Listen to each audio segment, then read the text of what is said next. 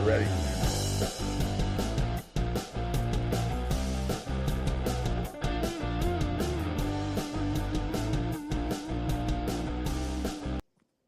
Hey, what is going on?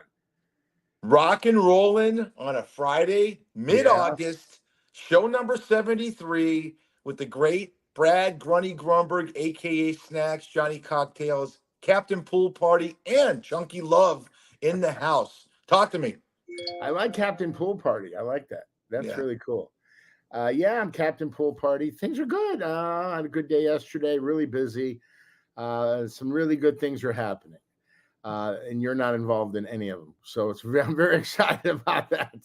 But no, there's some great stuff. I can't talk about it. But I know one thing. We're in the home stretch, which is good. A little horse racing analogy there.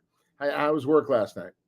Good. It's always good. You know, every time I get a chance to talk to someone, it's good. And, you know, it's. Do you ever go to sleep in the back booths, where no one is? You never sleep. You got people gambling. You got people in there. What are you going to do? Hey, watch a bar for me while I take a 15-minute power nap. No, it doesn't work that way. Let me ask you. Let me ask this last question, then we'll bring on our guest. You're a horny guy. You're in your 60s.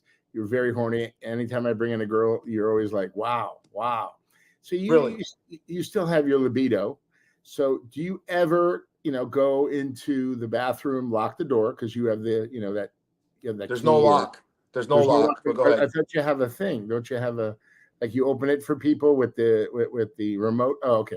So you go in there, and then do you ever just pull down your pants, sit on the toilet, and jerk off and pleasure yourself?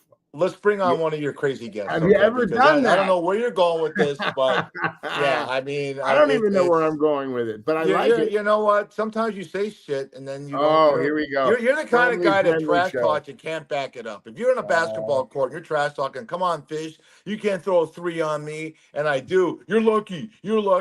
Do I jerk off in a bathroom at work? Oh God, no! I'm gonna come to your house and jerk off in your bathroom. Okay. That would be great. My parents would love that. And you got to clean the mess up, man. I get to edit that one out. Let's do it. Okay. Well, let's bring on our guest today. This guy is something special. He's a free spirit. And he got me involved in comedy at the University of Arizona, Tucson. And I think it was 85 or 86. He's a very intelligent guy. He's off his fucking rocker. Ladies and gentlemen, boys and girls, say hello to Mr. Mystic. Hi, everybody. Hello, guys. How are you? Hello. Hey, Mr. Mystic. I'm still trying to wash myself off from the bathroom thing. What's going on here? Clothes on or off? We talk about a lot of things on this All show. right. All right. Let me get the glasses off for a moment here. Yeah. All right. There you go. There you go. Okay. You're a very handsome guy. You don't need those glasses. I still try. I still try to kind of get up in the morning and look at that mirror going, am I okay to go outside and see the world and be on this podcast? And thank you guys for having me. I've done a lot of Academy Awards, Emmys, Wheel of Fortune, America's Got Talent, a lot of corporate shows, Saudi Arabia. This is it. I've made it. Thank you. Mark, where I should be looking? Oh, this is a new setup. Where's the camera? Are my eyes at you if I look right there? Yeah, you look right into the. Look right at the computer. Are you on the computer or your phone? I'm not. I'm filming a movie in Costa Rica. We were down on the beach, but it was too hot, and then we're in a hotel. I'm sorry, we're in the Tenderloin of San Francisco. I am so sorry about that. That's a mistake. Whatever that means. Yeah. Okay. Hey, Mark. Okay. Yeah. Let me ask you a question. So yes. Mystic, how did it all start for you? Let's start with how we met back at the University of Arizona. I was a ZBT fish, okay? Yes. And he was an AE Pi. Rival fraternities, Jewish fraternities. The two Muslim fraternities on campus, yes. Sorry, Jewish. They're Jewish. Okay. Oh my God. Yeah. But you got along with everybody in my fraternity because you're a Renaissance man. You got along with everybody in my fraternity. I'm likable. I'm likable. I actually just I like the University of Arizona. All you need is a pen to sign full tuition, and you're in. That's the secret there. But the deal is I like to party, and I wanted to go to school that's hot, that has not very expensive to be there. A lot of good-looking people, and so the more parties I can go to, the better. So the more friends I had at all the fraternity houses, the better. And it was really, you guys had great parties, and it was a very, the focus was on some of the schools, business and architecture, science, astronomy, health, all good. But then there was that little category, Brad, you and I were in, and I met you there. And I met you during the beginning of the whole thing. You were with a guy named Michael Norris. Should I even say his name? We're on air, right? But anyway, I met you guys. You guys were great. I said, you should do comedy. You do comedy? He goes, well, I'm from LA, and you're very quiet about your background. But sure enough, I got you on stage. We hung out, and the rest is history. Look at you. You're in LA. I'm watching Larry David. You're falling on top of sleeping with Larry David. Sleeping with Larry David. Yeah. So you're doing okay. Yeah, Mark, let me ask you this. Very important. Mark started comedy in Tucson. He started a club called the Comedy Zone. That's right. Mark, where did we? You put me on stage that night, my first time ever on stage. Right. I bombed a bad one. Let me ask you: did you? But you bomb when people like you. They like me. I was likable. Some people bomb and they want to beat you up outside. Yeah. Brad actually was likable, so that's the first. If people actually are going to put up with you and not start throwing things at you or yelling stuff, you actually have the crowd. It's just they were like, can this guy come up with something funny? Yeah. Where did we film that in Tucson? The Comedy Zone was at a restaurant? It was the back room of a Carmel, I think, was Carmel restaurant shut down by the DEA and the sheriff's department for taxes. It was like I was wondering how the guy on the handshake was letting us do the show back there. Yeah. But anyway. You were fantastic. Yeah, Carmel, and he had a pet monkey, which was let him run around. But it was a back little long room and brick wall, and it looked like New York, and it was just really great to see you. You were you're nervous, and you were up there, and it was great. Yeah. Fish, I got to tell you this story. So Mark and I had something in common, and see, let me start this, Mr. Mystic. Yeah. Eric Fish Snyder went to the University of Texas. Oh, okay. Believe it or not, Austin. Yeah. All right. And believe it or not, this guy fucking studied, really fucking applied himself. Mark and I. What did he study? Eric? What did you study there? Go ahead, Mark. Go ahead, Fish. I studied that when I graduated college, and 40 years later, never do a podcast with Brad Grumberg. That was my thesis paper. By the way, Mr. Mystic, I screwed my way to the Mystic, bottom. I'm working the control panels here, and I got a couple of emails from the dead. Patrick McNee from the Avengers and Burgess Meredith from the Batman. They want their top hat back, the Penguin. All right. Bert, phenomenal. I think it was in the Twilight Zone in the beginning there was something. Yeah. But yeah. And so I want to say this. Mr. Mystic. As we took classes, Mr. Mystic was such a genius. He would go to this place called Harville Building, which I called Harville High, where all the business classes were and the classrooms. He would go to a classroom, look at the classroom, and see if it was feasible to cheat until he decided what courses to take and what teachers to apply to get into their class. It was so genius. He didn't like the setup. He wouldn't take the class. Correct, Mr. Mystic? Unfortunately, that was part of the program for me. I will admit that I was not the best student. Did I already say that I liked to party? And so there's certain teachers and classes were great, but in general, most require. Why do I need to learn anthropology and drama history? I mean, we like drama. We know there's big theaters back in the day, but I mean, it was a drama. You were in that class, the drama class, drama 140. Yeah, and that was the class you had to be in that big room. Otherwise, don't take the class. So some of them were in small rooms. You want the giant room where there's not enough teachers to watch. You take an exam, and the bigger the room. So the room that fit 40 people, You got to get in the room with 300 or 200 or even that giant theater they had. But so Brad and I were there, and that was. So are we talking about the jump? Are we talking about the leap? Tell it. Yeah, sure. Yeah. So the whole idea was a pyramid, and all the fraternities and even the sororities had this pyramid where the smartest guy sat in the front, and then 2 people behind him, or 4, and then 8, and then 20. It kind of goes a pyramid. So everybody's really cheating off of one guy in the very front, and everybody's supposed to pay him some money, and it's worth his time and all that. And then I saw him on the big exam day, and I said, and Brad, you were there on that. And I said, hey, why are you so upset? I think guy's name was Glenn. And he goes, oh, I didn't get any money. I go, oh, well, everybody take care of you after. He goes, that's what they said last time.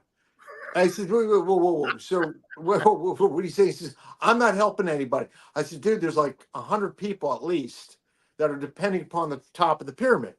So, and they brought in extra TAs for some reason. I guess the last exam didn't go as well. So now all of a sudden they brought people in from security, from the SWAT team. I mean, this is huge amount. There's like one every 4 rows. Before it's like four people for the whole room, right?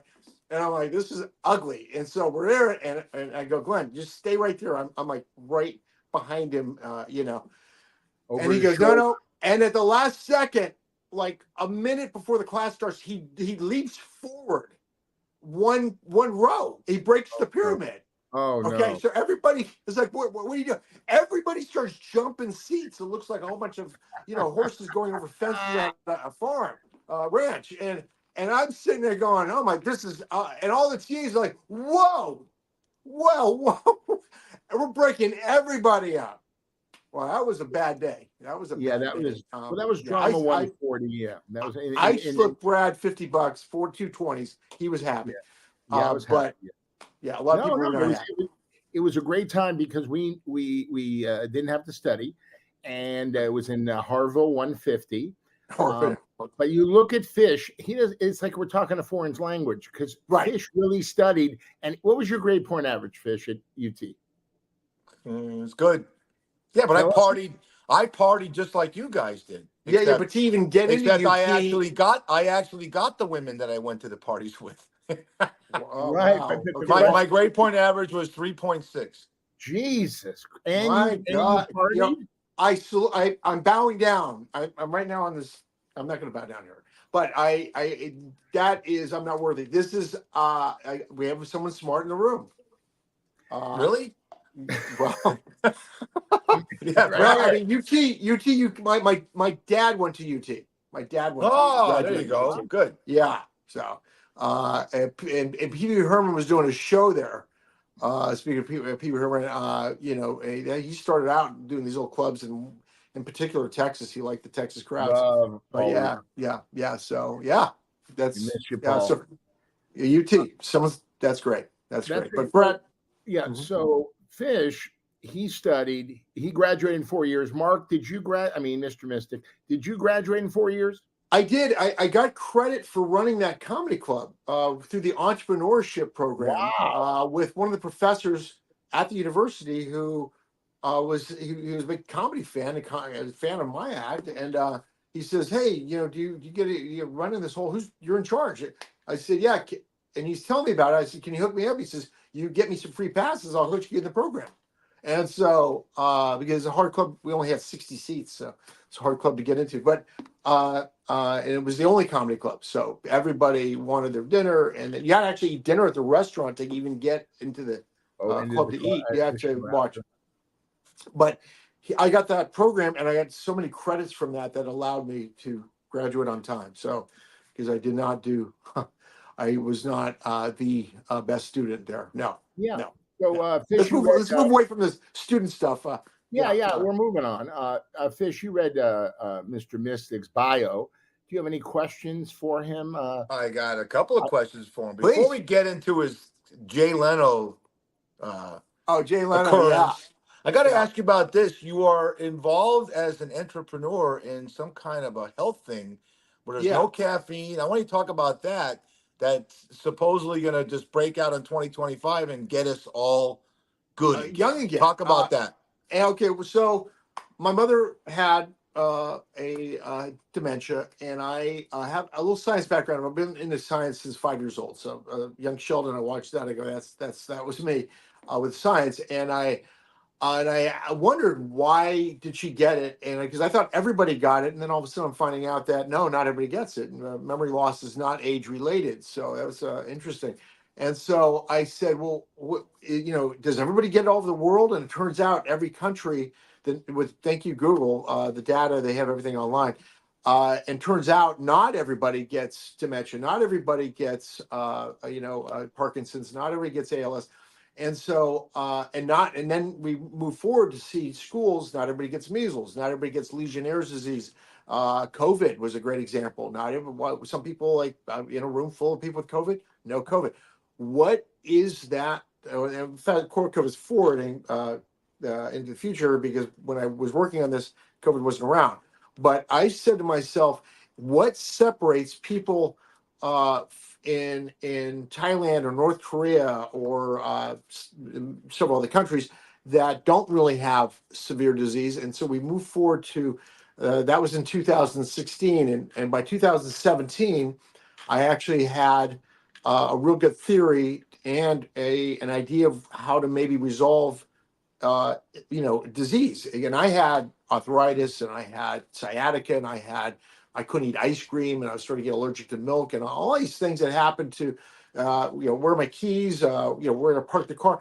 I mean, people are, thinking that's normal. It's not normal. At 99 years old, your brain should be just as good as when you're 15 or 20 or whatever. So I then did the treatment on myself, and what was shocking was that when I had bad memory, so I got my comedy, my timing, my everything looked like my mom, and I said, I did it myself, and what was shocking was the next morning after I did this treatment, Eric, are you there? Did we lose Eric? I'm here. Okay. And so I'm done with this conversation. And so bye. Don't worry, I'm So always going to be with I you. woke up the next morning. I said, well, my memory's still bad. Of course, I anticipated about 30 days. This on May 21st, 2017, and in June 21, I expected on my birthday to my memory better by way of my theory that I came from all this data and all. And this treatment I started. And so the next morning, my sciatica was better. And I went, that's really, well, I'm still limping, but it was like I woke up and that was great. Next day, even better. Next day, all of a sudden, I'm like, if I resolved sciatica, at least I could run across the street on a red light, which I have a tendency to do. And I couldn't do it with sciatica. And so I said, wow, memory's still bad. But a week later, I remembered where I put my keys in the car. You put stuff take stuff out of your pockets. And I mean, every day I'm like, can I just put it in the same spot? Well, when your memory's bad, you can't remember where that same spot was, where you decided. So I literally a week later remember the keys, remember where my car parked, where I went to get my coffee, came out the parking lot. I remembered exactly where the car was. I'm like, I go to Starbucks, you know how they ask you for your name? And then you go, you say, why do they have to ask the name? There's nobody in the store, right? And, I'm the only one here. Thank you, Bob Sarlot, for that. But I would say, they would say, what's your name? And I go, and like, for a second. And the person wrote on the cup, and then my name. And I'm like, why'd you write there? Because that's what you said. I said, why would I say, before my name? Like, I have to think of my name. Well, then a week later, I went to the Starbucks, and I had my name right there when they asked the question. So that's when I realized that is, and my psoriatic arthritis by then was almost, how you get it in the morning and it hurts to walk to get in the shower. And after about an hour, you're like, okay, my bones are back, right? Well, all of a sudden I'm like, people are saying, wow, you're really walking with a kind of a, are you okay? Are you walking like you have no problem? Because people used to see me with a limp, a little bit of not walking right. Well, fast forward, that's 2017. Now we're talking 2024. Well, it turned out came down with a flu in 2018. And I said, I wonder if my treatment will stop the flu. And it did. So I didn't come down with, how you come down with that horrible feeling and you're going, I'm done. So I did that treatment on myself. And all of a sudden the next morning, I'm like still feeling awful, but I wasn't feeling worse. The first day of the flu, the second day you go, I'm done, right? You got to start coughing up, things that are moving, right? And then the next day, my voice is still bad, but I'm feeling like, wow, I feel actually better. So I never actually had to stay in bed. And on the fourth day, I'm like, I kicked the flu, but the voice stayed bad for about a week and a half after. So it's so weird. People are saying, dude, you're sick, get away. And I said, no, it's just, I couldn't even explain this treatment, right? Oh yeah, I stopped the flu, sure. But the voice is the last thing, first thing to start going, the last thing to leave, just FYI. Then COVID, it turned out this stops viruses. So yeah, I haven't been sick since 2018. Wow. I got take that back. Got sick and I did a birthday party for kids at Mr. Mystic, and all the kids were coughing. And see, next morning I'm like, oh, I think I'm coming. I went to the lab and it stopped. Cold was gone in 2 hours. So I have not. And I used to lose my voice every year and a half. Never have lost my voice since. I've been sick, and it's miraculous. So now, what is it called? Tell us what it's called. Is it medicine? Is it pill form? the technology involves taking these minerals, which are on the planet. And if you look at life on the planet, one of the things besides water, sun, and oxygen is a subset of the minerals. And if they're all taken correctly, life is generally good. And you get these blue zones where people are naturally kind of getting that, not perfect, but it's better than other areas that are polluted, and you got smoke and you got fires in California, and the water has metal in it. They put metal into water to get the dust out. So now we have a water shortage. So it's reclaimed water, and now that compound, nobody wants to see dust in their water. So countries where you drink the tap water, you'll see a higher rate of disease and a higher rate of COVID and all that. And so countries where you're drinking mineral water, which the better the mineral water, the more expensive it is. And so I have a team and a company formed, and now my character is going to be doing one segment of that. So the branding of this technology is so take that back. So once you get the minerals in you, you either get the right band of energy from the sun, the frequencies are right, and your skin can tolerate it. Now we have this high temperature, so a lot of people are afraid of cancer, and you should be. But when you're on this treatment, your skin gets thicker and you can withstand the sun. So that's a key thing. But once you get that right frequencies, it interacts with those substances, and then it makes you superhuman, or makes you as you should be for life on a planet. And the issue is, I can't believe I'm getting so serious, and I'm Mr. Comedy. I'm so funny, but the reality is that the technology that this company that I'm with, and I'm kind of the founder, but we've got now a team, replicates the sun in a burst. So you don't have to be in the sun for 6 to 8 hours, and it'll just activate. And so within the fish, you'd be in there for I'd say about 4 to 5 minutes. Brad, you too, but you work your way up to preferably around 10. I'm in there for 22 minutes. I can lift more. I can run. I can bike right up a hill. You just feel, you grow an inch. You don't really grow an inch. All your bones kind of become like a baby's, really soft bones and rubbery. Bones become like that. So we think athletes, of course, who suffer problems, we have a lot of data that supports from fertility to disease to viruses to sports, especially. Have you had a And people, clinical trial? Have you had a clinical there are trial? clinical trials happening. It's been happening since 2018. Beautiful. There's obviously a concern over skin cancer that could happen, but there's a lot. We're finding out that the people that are susceptible to skin cancer are people that really should that really need the treatment.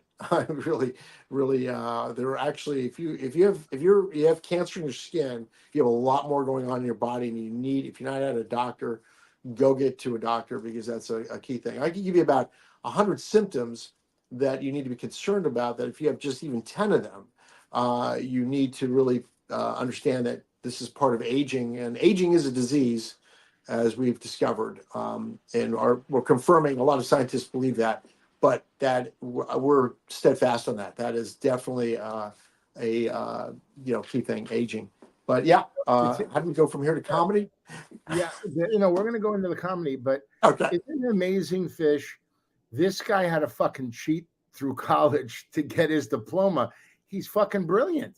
I mean, what happened to you? You took science and math are really. Those were your strong points. Well, no, not math. I mean, I love math and math magic with math, and it's amazing when you see magic work with math and numbers, and you see the magicians start telling you what numbers in that box. It's really a formula, but the reality is that math and science are really languages to me and to a lot of people, and of course scientists tell you that, and that you really don't.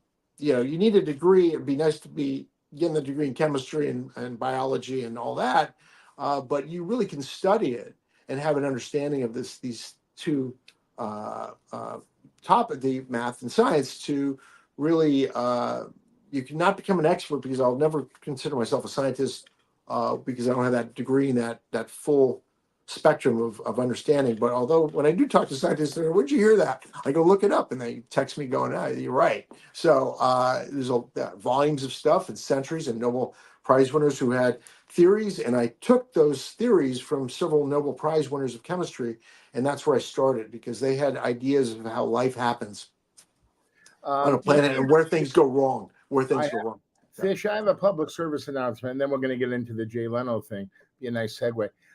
This man, Mr. Mystic, ladies, he is single. Just want you to know, he has two beautiful boys, but this man is single and ready to mingle. Am I right?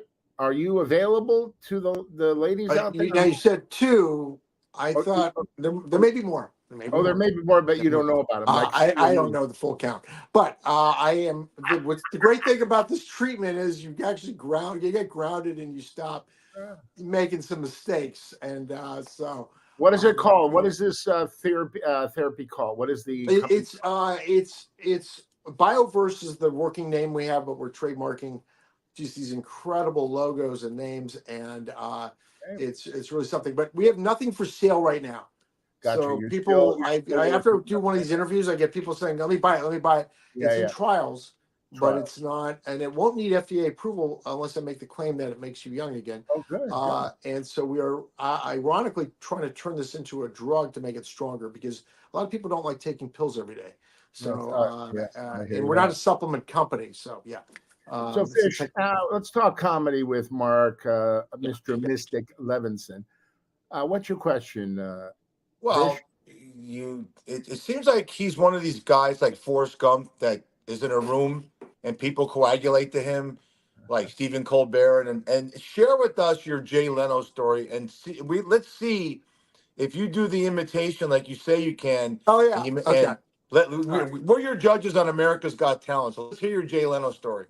Okay, well, you want judges, or we're talking about America's Got Talent? No, I want you to talk about your Jay Leno story. We'll be the judge whether or not you do I was a seat filler, hold the press. I was a seat filler for 4 or 5 years.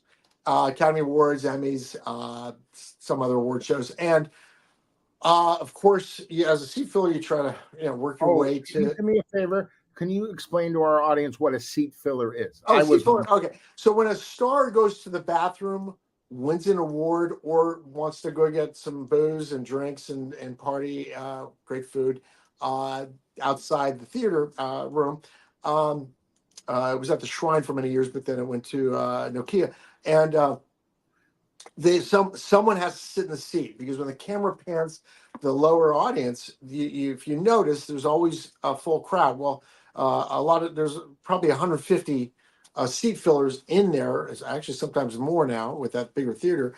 And so during that break, that's when switches happen. And it's really amazing during the break. And if you want to, I don't know if you've been to an award show, Fish. Have you been to an award show?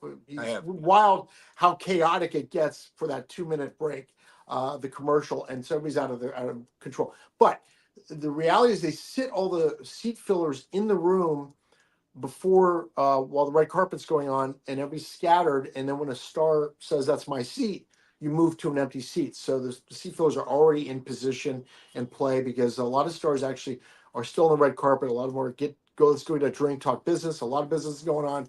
And so a lot of seat fillers are lucky enough to be already seated when the show starts. And so I, of course, worked my way from my Harville days to make sure I'm in the top tier of the seat fillers to be in the prime spots. Anyway, so I'm in the third row, and this is when Johnny Carson died. So all the hosts were there, and I'm sitting there, and I see Jay Leno come in early, with less than 150, less than 300 people in the room. If he comes in early, it's air conditioned, so a lot of people stars don't want to sweat out there. He comes in, he's with this, I don't know, some other guy. They sit about on the 20th row. We have about 15 rows behind me, and I'm like, oh my God, it's Jay Leno. And I said, wow, I performed in Arizona on a morning show, and I had a comedy club, and I was invited to go backstage after Jay's performance at the University of Arizona. He did the big place in Arizona, the big arena, and I'm back there in this little party, and they were filming Three Amigos, and everybody's coming in. Chevy Chase, John Landis, March, everybody's there. So I see Jay, and I go up to Jay and his wife, and I said, hey, Jay, sorry, back up. So I'm on the third row. Jay and I make eye contact. So Jay looks at me, and he waves, and I go, oh, wow, I wonder if he remembers me from Arizona. So he walks out of the row, comes to my row, and he's standing there, and he comes up to me and goes, hi, how you doing? I'm Jay Leno. How you doing? What's going on? And I'm going, that's a little Jay there. And I said, hey, Jay, I don't know if you remember me, but backstage after your show in Arizona, way back in 85, 86, I came up to you and I asked you, if you had any advice for beginning comics. And he said, and he goes, oh, yeah, I give advice all the time. What would I say to you? And I said, you said that you should take every gig you can get. No matter what it is, if it's a backyard party, if it's wherever, free, whatever, you'll learn something on every show. And I told him that, and he goes at the Emmys, and he goes, yeah, that's exactly. And look how successful you are. You're in the third row. I'm in the 20th row. This is crazy. And I'm like, my seat filler badge, by the way, is under my armpit. I'm absolutely hiding that badge. You have to wear a badge as a seat filler. And so he was just like shaking my hand, going, "What are you working on?" And well, it turns out I was telling this story to some Hollywood people, and they said, "Oh, well, at the show, if you're sitting in the third row and they don't know you're a seat filler and you're not recognizable from television or movies, you are maybe their next gig." So they're absolutely, you're going to be. I was wondering, why are these stars so friendly to me? When the badge is hiding, you're not supposed to have the badge hiding. And so that Jay Leno, hey, welcome to America's Got Talent. So yeah, it was good. It was really exciting to be with Jay Leno on that, and that was when he was kind of had the big show, so he was doing pretty good at that point. So now he's retired. You started your career as a professional seat filler. And that's that, and then you became. I mean, you've always been a comedian, but you gain material by doing all this stuff, like the professional seat filler. Now, tell us the story. This is fascinating, Fish. I picked up Mark at LAX. He came to LA a couple of months ago, and I said to him, for the Academy Awards. Yeah, I was invited to a couple parties at the Academy Awards. He likes to crash parties. Could you tell us the parties you crashed this year? He stays at a very nice hotel in Hollywood, the Godfrey, and I was his professional driver. Hey, they have a nice pool deck. The Godfrey has a nice drinking party scene on the top floor. By the way, I didn't know that, and it was good. Okay. How do you get into these parties? How do you crash these parties? You don't know anybody. Do you make up the proper credentials to get in? Do you have like a whole thing in your room where you do what you got to do so you have the right, Well, I've been fortunate, and I'm not trying to, but a lot of people come up to me and they say, "I've seen you somewhere." Okay, and especially in LA, I'll go to these top restaurants in LA. Go, hey, how you doing? Hey, I'll hang out. I'll be right. And I get a seat. And I'm like, they think I'm somebody. I don't know if I look like somebody, but maybe they just can't figure it out. But maybe whatever. So kind of lucky on that. Same thing happens to Fish. Same thing happens to Fish in Las Vegas. Sure, sure. Him, Mr. Well, Magoo. when he's wearing a bikini, but okay. Now, but yeah, but you do get attention. Yeah. And I saw you on that basketball. Was that you on the basketball court doing something with the Forest and the basketball Fish? Was it you? Some segment? No, he's on the Force with Tom Sizemore. Yeah, right. Oh no, yeah, something. I saw you on some clip. But okay. Yeah, you were in the Sam Perkins thing. That's what he's talking about. The cocktail. Oh, Johnny Conn. Oh, wow, 1992.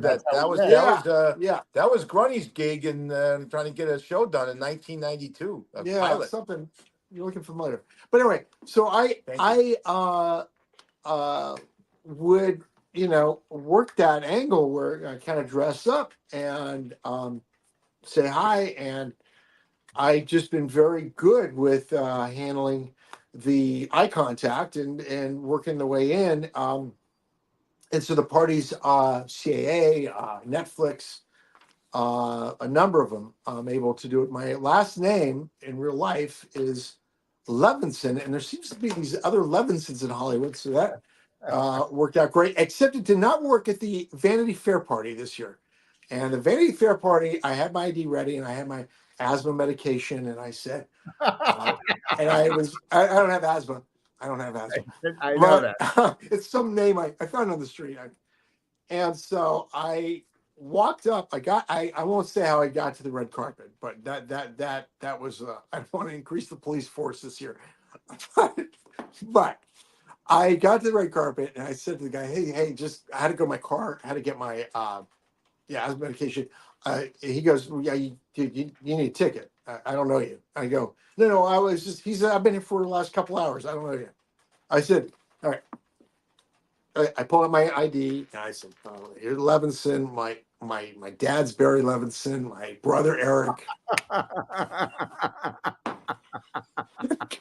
The guy looks at me, he looks at, before they had laptops, now they just have everything's on phone. And the guy goes, yeah, one problem. They're not here. They're not here yet. And I said, well, yeah, I'll wait for them and I'll get them all ready with the food. And he goes, yeah, I'll get him on the phone. No. So anyway, that almost got it. Almost. And the Vanity Fair party is the one, by the way, that you want to get in. And it was the toughest. They really have like perimeters, like three gatekeepers, I'll call them. And so, I think, years ago, the Emmys were, especially the Emmys, were easier to get into parties. But especially you can actually get into the award show. I've gotten into the Academy Awards when you're without even a ticket. But the reality now is that the security has changed. And the phones, people having these phones now, they can look up you and all that before they take you to a laptop. And so the technology changed. I don't recommend anybody. I mean, these guys did a movie, and Wedding Crashers is a great movie. But the reality is today, I can't do what I did before without really having a whole wealth of information and so forth. And the fact is, I've been on shows that have had millions of people. America's Got Talent, and on that show, 2 seasons, and they repeated one of the shows, like one of the segments, like 3 times. And so, and I was in their commercial that I played during The Office, so everybody watched The Office back then. And so a lot of people were saying, I've seen you. And I'm going, I did not want to brag and say, oh yeah, I was the guy that went like this on that commercial.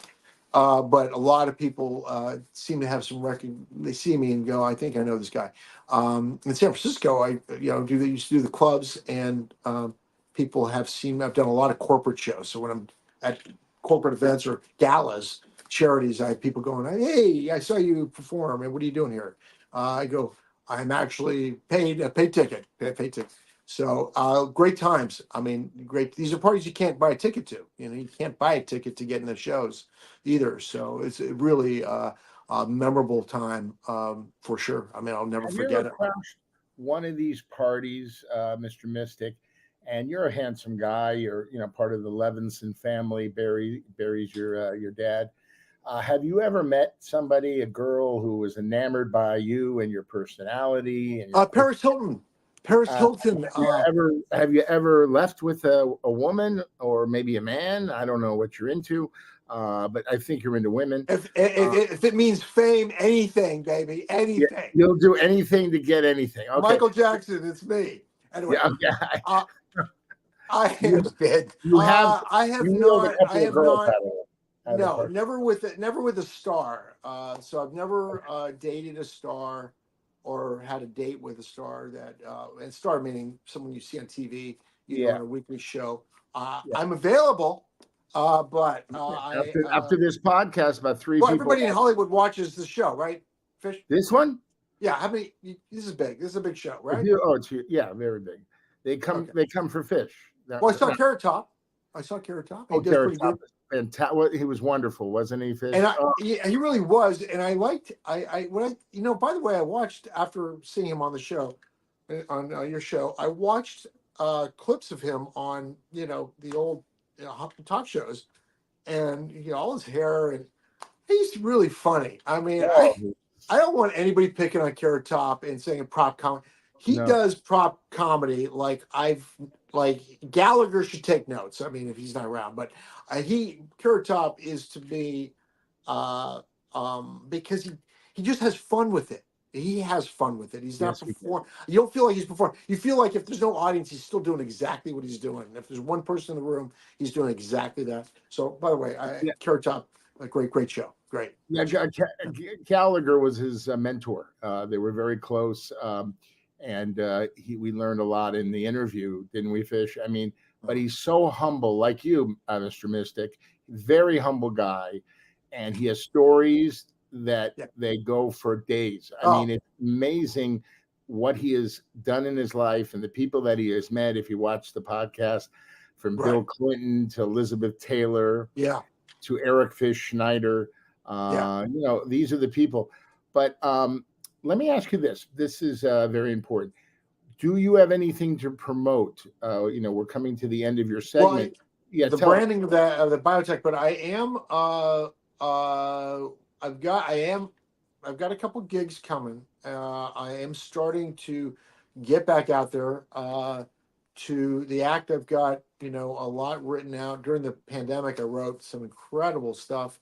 And I'm looking forward to you get that itch to go on stage. Nothing better than going on stage and having a great set. It's a drug. It's a drug, and it's the only reason you do it.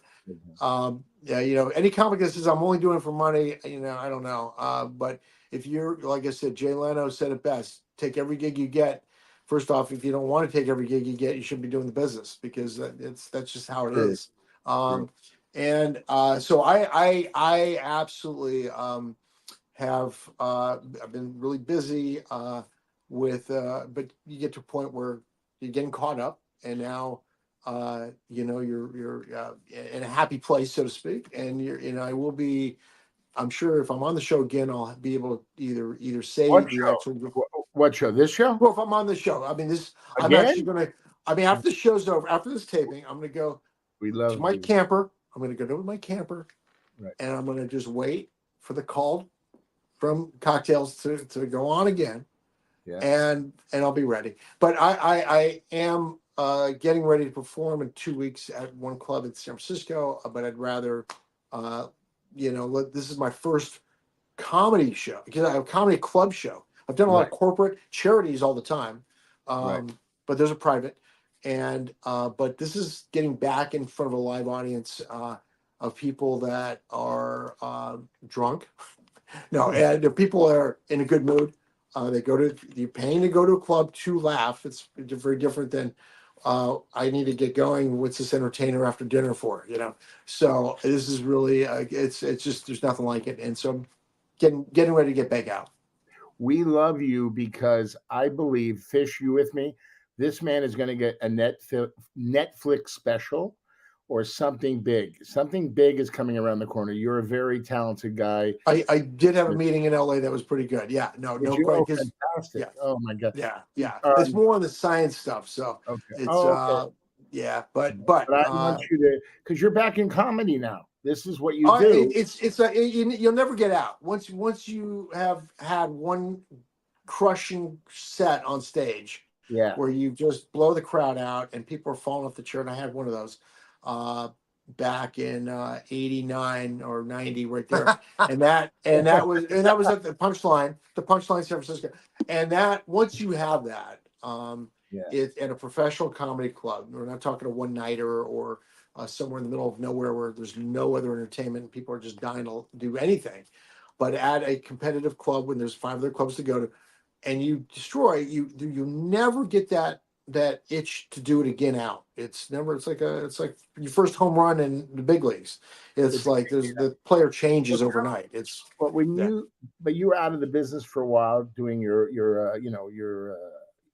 trials and this new therapy, and now you're back. It's kind of like it's hard to pick up a book again, like if you had to go back to school, which I would never do. But you are now picking up the comedy book again, and I know you've done corporate and all that stuff, but you're really focusing on this now, correct? Well, I would like, I always joke around where I can have a set where I'm getting paid $50, $100, free drinks, dinner at a club in the middle of Sonoma. And, and I'm getting ready for it. I'll get a phone call from either a venture capital or I have some other businesses and they want to talk about a $1 million plus contract. I tell them I need to call them back if I'm still getting ready. In other words, the passion of what you really love doing will always supersede, the actual day-to-day grind of something that you, of course, pays the bills and gets you to go to Europe and buy nice things. But to really fulfill yourself, you got to do what you love and at least work on it and never stop doing it. It's the moment you stop doing what you love, right. and a parent telling you to stop, making model airplanes as a kid or whatever you like doing, and having that shut out. It's really, I think, one of the most cruel things you could ever do to a child and to an adult. How many people get married and the partner says, "Okay, now we're married. You're not doing that anymore." It's like, okay. So that I've had a little bit of that issue, and so that obviously doesn't help. But now you get to a point where you're very happy with a number of things running right. I mean, I don't think I could have done this show a year ago just because where's my outfit? There was like, or 2 years ago during the pandemic, it was just like I lost track of my equipment. I mean, it's pretty wild. I remember in school. Yeah. By the way, if you're ever in Vegas, you must go see this man. He works the graveyard. Oh no. You don't want Mr. Mystic in the bar? No, the show's a good show. If people want to gamble, not listen, he can't get a word in edgewise. No, but he tells stories. We've learned about Marc, Mr. Mystic Levinson. Yeah. Maybe you can come in with that hat and do magic so some of the people could win on the machines. Well, I wrote a book on how to win at blackjack while wasted back in '99, and my agent or some people in LA said, "Don't put that book out. Don't put the book out," because I was tired of losing at that game when the dealer is always winning. How is the dealer always winning? But and there's a reason for it. So Marc, I want to say this. This was very interesting. We had another guest on named PJ during our first shows. It was a disaster, but this has been wonderful. I've learned a lot about you. I've learned a lot about Mr. Mystic. I've learned a lot about your, you helping people with the therapies that you're coming up with for these diseases. I've learned how you get into a lockdown party for the Academy Award, for the Emmys, or the Grammys. You're a genius. I don't know why you did. Marc, thank you for being on the show. Good times. Fish, have you learned a lot, Fish? Are you a different person because you've met Mr. Mystic? Oh, I'm a different person because I've met Mr. Mystic. Look for Mr. Mystic at your local comedy club, especially in this San Francisco area. MrMystic.com. I think it's still working. MRMYSTIC.com. Yeah, look up his And a gigs. TikTok channel is being worked on also, by the way. So He's got a million things going. He's going to come back on the show, definitely. I'd love to. And we really love you. And it's funny, we reconnected, Fish, after many years. I had not seen Mark, and he came to LA, and we just picked up where we left off. And by the way, you're a good man. And ladies, he's single. Email us. We'll hook you up. We love to hook up people. We have a dating service called Fat Fish Dating. So if we can find you, of course, we do. Wow. We do everything. And if we can bring two beautiful people together like you. What was that? Yeah. Who? Oh, I don't know this guy, I don't know what he puts stuff up all the time. But he does. This is our 73rd show. We're still work in progress. Wow! It's our congratulations, guys! I watched show. A lot of the clips, and I love the whole dynamic here. And you're going to be back. I want to be back. Thank you. You will be back, ladies and gentlemen. Mr. Marc, Mr. Mystic Levinson. Thanks, Mark. Thanks, Mark. Look me up in Las Vegas. Thank you, Mr. Look him up in Las Vegas. You look great. Really. Thanks, guys. I'll see you later. Very proud of you. The parents are Have a great day. I'll see you. You too. Thank you. You're a funny man. Wow. Are you okay? I'm fine. I'm just terrific. Yeah. He's great. I love him. Sure. I've always loved him. He's very, very, he's kind of a mystery, right? And you never know what's going to happen with Mark. And that's what I like. I like people. It keeps us on our toes, right? Well, when he's talking, I feel like these two guys. That's the original Beavis and Butthead. Okay. No, really? Yes. Now look at that. Look at Beavis and Butthead. Now, Mark, Mr. Mystic was great. He talks. I thought I talk a lot, but woo! No. Nobody beats you. No. If you asked me a question about Jay Leno, I wouldn't go to there's people that could go from A to B and tell the story, and there's people that go from A to Z. Okay. So, but he was very, very entertaining. I'm in a bad mood today because they announced they're making Paramount's doing a major motion picture about John Madden. And look, I love this guy. Do you see Nicolas Cage? I know. David O'Reilly. I mean, I love Nicolas Cage. I mean, one of my girls I went to high school with, Heidi, a friend of the show, was in Valley Girl with him. I just don't see it. I don't see it. Well, they're going to put makeup on him. They're going to put makeup on him. Prosthetics. Don't you believe he might be the one? You don't think so? I don't know. I don't know. You all never I know know. Is this. All I know is this, buddy. He might surprise you. You go to the Oakland Raiders and you talk about John Madden. This is really what it was. This is where you took a leak in Oakland. That's the trough in the Oakland Coliseum. All right. And what happens if your ding dong is that's the problem. If it goes into the trough. Not that. You're standing so close to guys. You don't want to get in a conversation. You could turn and I've gotten pissed on many times. I took Max to a game. He's like 12. I said, Max, whatever you do, get in and out of the fucking trough. And he comes out and goes, Daddy, this guy peed on my jeans. It was Brad. But anyways. It was me. I missed. Speaking about Brad. I want to tell you something about Dave Linden. Dave Linden did a commercial, a very funny commercial for a cellular company. It's two guys next to each other in a urinal, and Dave turns to the guy and goes, "Mine's bigger than yours." Wow. And then he was talking about the cell phone. Oh, God. It was so funny. It was brilliant. It was dead. That's fantastic. I got two more, and then we'll close it out. Check this out. Still with Dave Linden. You're cutting me off. Okay, I love Dave Linden. One of the greatest pleasures in life, reading a book. If you see anything else, consult your psychologist. What do you think people look at when they look at that? Right away, you think it's a woman in a guy's crotch. Right. Yeah. And then you look up and you see the pages, which you thought was her hair. That's brilliant. Well, okay, so that's great. So we're going to segue to you because I was trying to fix you up. You're a great guy. Why, if this Mr. Mystic hang on. Well, I got a meme for you. If this Mr. Mystic can fornicate long enough while he's not talking on a woman to have two kids, okay, so she can come up for air. I mean, Jesus Christ, he's a Woody Allen movie. Love the guy. Yeah. This is you. This is Brad Grunberg because he believes in romance right here. And he's a trophy husband. Oh, Being a trophy husband is exhausting. That's Brad on his yacht, and he's just look at those oh, speedos. I That look is great. Brad Grunberg in Malibu off Yeah. his Off the obviously coast. his boat is called Chunky Love, and girls, he's Yep. talk about being single. Bingo. That's my favorite Speedo, by the way. I wore the favorite Speedo that day. Wow. I look good in a Speedo, don't I? Look good anything. Thanks. You know. By the way, I want to do a shout out to Keith. How's he doing? Keith's hanging in there. He's in Keith. It's tough on me. The chemo's kicking the shit out of him, but I've never seen a guy. And my dad succumbed to cancer, but we've all had people do it in our lives.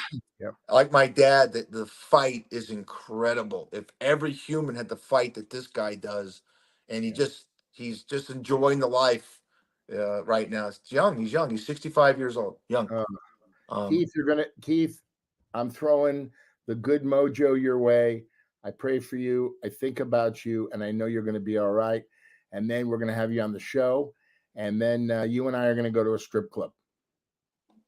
Is he married, Keith? Oh yeah, Michelle. He's been married. Okay. Oh God, he's been married, high school sweetheart. So that's wonderful.